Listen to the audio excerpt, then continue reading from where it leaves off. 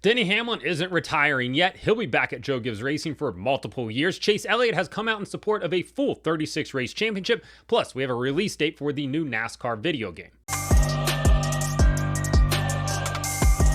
Welcome back to Break Hard. I'm Matt. On Friday, Joe Gibbs Racing announced that Denny Hamlin has signed a multi-year extension to remain in that number 11 car. The 44-year-old was set to become a free agent at the end of the year, but the team signed a new extension like we all knew that they would, which means that more than likely Denny Hamlin will end his career exactly where it started at. He started at Joe Gibbs Racing, he'll end at Joe Gibbs Racing, the opposite of Rich Hill, who I believe has now pitched for 14 Major League Baseball teams. Basically taking the Jeff Gordon approach. Started at Hendrick, ended at Hendrick, albeit in the 88 car there when he substituted for Dale Earnhardt Jr. But for Denny, he was never going to go anywhere, and a multi-year extension likely takes him through the 2027 season. He'll be 46 at the end of that season. He'll turn 47 in November of that year.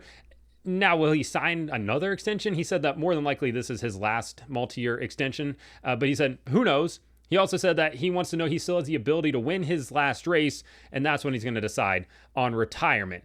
And I think that there's a lot of merit and validity to that. We see some guys retire maybe too soon. I think Rusty Wallace has probably kicked himself thinking that he retired too soon. Some guys that, retired too late. You look at a Darrell Waltrip that, kind of maybe let it go on for longer than it should have. Others dabbled, Dale Jarrett and, a few other guys maybe drug their careers on past where they should be, at least on a full-time basis.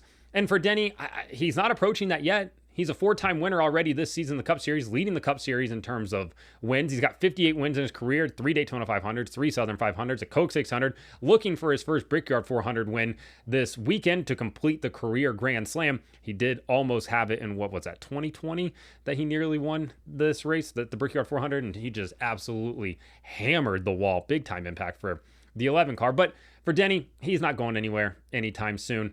I know some people probably thought that he was going to go to his own team. That's not happening anytime soon. He's going to remain in that 11 car. He'll see it out until Joe Gibbs has a replacement to go in there, until sponsors don't want to come on the board that 11 car anymore. And as we've seen, they landed Progressive this year, which is a big time get for them. They didn't mention in the press release when Progressive was announced as a multi-year deal, but listen, he's taken to victory lane twice now this year, I believe, when they were the primary on that car. So it would make sense if they came back next year. It's a good has to be good ROI for them, especially when you're running up front as much as he is. So Denny Hamlin will remain in that number 11 car for at least 2 more years, more than likely. We'll see if he extends his career beyond that. At some point, you have to think that he's going to fall off, but it hasn't happened anytime soon, and he's still chasing that ever-elusive first championship. We'll see if he can get it done. I have my doubts. Obviously, I have a lot of data to back up my doubts here, but I guess it can always happen if he finds his way to Phoenix or Homestead next year or the year after that as well. So Denny Hamlin remaining in the 11 car for multiple years. The debate over what NASCAR's point system should look like continues to rage on. Obviously, after Joey Logano won the championship last year with the worst average finish for a NASCAR Cup Series champion ever at 17.2, it just ignited this absolute wildfire, and people were not happy about it. And there's a lot of validity to people being unhappy about it. Then it calmed down a little bit, and then this past week, Danielle Trotta and Larry Mack, they threw an absolute Molotov cocktail onto an already simmering wildfire and just reignited it once again by basically dissing Mark Martin, as we talked about. And I know some people in the comments will be like, oh, he's talking about Denny Hamlin. Larry backpedaled and said Denny Hamlin, but I think the way Danielle Trotta responded to Mark Martin, I think we all know they were talking about Mark Martin there. At least it seems like that in my opinion. So for now, everybody's all jacked up again about the point system. We need a revamp of it. Go back to a 36 race championship. Go back to the old chase format with just 10 races. Stick with the elimination style playoff format. Everybody's got an opinion on it. Well, guess what? NASCAR's most popular driver also has an opinion on it, and he voiced it, which is slightly out of character, but I really appreciate the fact that Chase Elliott kind of took a stand and said something about this. He was asked about it on Friday at Indianapolis by Jeff Gluck, and Chase said, quote, "We've had a really good and competitive battle to the regular season championship over, correct me if I'm wrong, the last 2 or 3 years. It's been really tight all the way down to Daytona. If you just take that as your sample set over the first 26 weeks, it looks pretty solid to me. The system would be just fine if you just had a full season. And if somebody runs away with it, so what? Let's celebrate the fact that somebody ran away with it, that somebody was just that good. Motorsports does not have to be like everybody else to be successful, and I'll stand by that till I get done." And I agree with Chase there. Motorsports does not have to be like everybody else. It doesn't need a playoff format if people don't want the playoff format. Also, if somebody runs away with the championship, so what? Celebrate that. Like he said, they were just that much better than everybody else. And I think that's going to make fans really appreciate a close championship battle so much more. Because right now, I think we've been slightly desensitized to that one race winner take all format. It's had, it's resulted in people coming out and calling them Mickey Mouse championships, like the Lakers 2020 win in the bubble.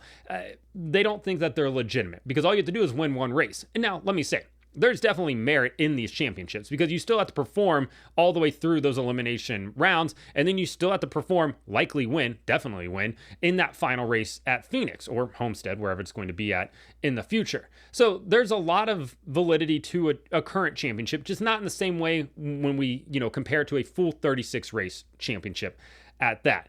Now, I think that, the takeaway from this and what the naysayers are going to say is, yeah, we've had close battles, but that doesn't mean it's going to work over a full 36 race championship because guys are going to race differently. It's the same thing when you look at the old Winston Cup, point standings over the last 20 years when we've had the chase and we've had the elimination style playoff and everything like that.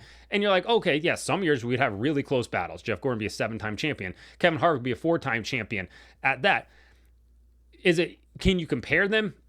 Not necessarily, right? Because we know that drivers would maybe not risk to win a race. They might, go for a points day that day and stuff like that. But overall, I think you're still going to get your races or your seasons rather, where you're going to have close, point battles. And some years you're not going to have them. Like, that's totally fine. Not everything has to always be super tight. Same thing with Premier League. It's the most popular league in soccer on the entire planet. And guess what? There's some years where it comes down to that final game when they have to have multiple boxes up to see who's going to win. Some years, one team just absolutely runs away with it and wins it, games in advance. Okay, fine. Same thing with Formula One. The reason everybody loved 2021 so much is because we don't get those tight point battles very often. You went through this whole run of Lewis Hamilton just absolutely dominating in that Mercedes, albeit for 2016 when Nico Rosberg stepped up and won a title there. But when you finally get that close championship battle, everybody's like, oh my God, this is great. Yeah, it is great. It's what we, loved about 2008 and other seasons as well. Same thing on the NASCAR side of things. We want a close championship battle. Are we going to get it every year? No, but it also is going to make us appreciate it when we do get it. So I think there's a lot of validity to what Chase said. Dale Earnhardt Jr. came out and supported Chase where he said Chase is correct. So now the two most influential voices in NASCAR have come out in support of it. I know there's going to be pushback from the networks. Networks don't want it. Networks want a playoff. They want something that they can market around. They want elimination. They want drama. They want all of that. But I think there's a lot of push from people within the industry that do want this 36 race championship. And we'll see what happens, coming out of it. But I'm just happy that Chase Elliott took a stand, was vocal about something. I think that's good for the sport. Last topic of the day, we finally know when the NASCAR 25 video game is going to come out, and it's going to come out October 14th. I know. I can hear the groans right now. People are like, oh my God, it's so late in the year. Might as well call it NASCAR 26. Get it? Yeah, we got it. Not a super original joke, but I appreciate people wanting to, throw the little jab in there at it. So iRacing said that the game would come out end of September, beginning of October. Technically, it's before the 15th, so it still constitutes being in the beginning of October here.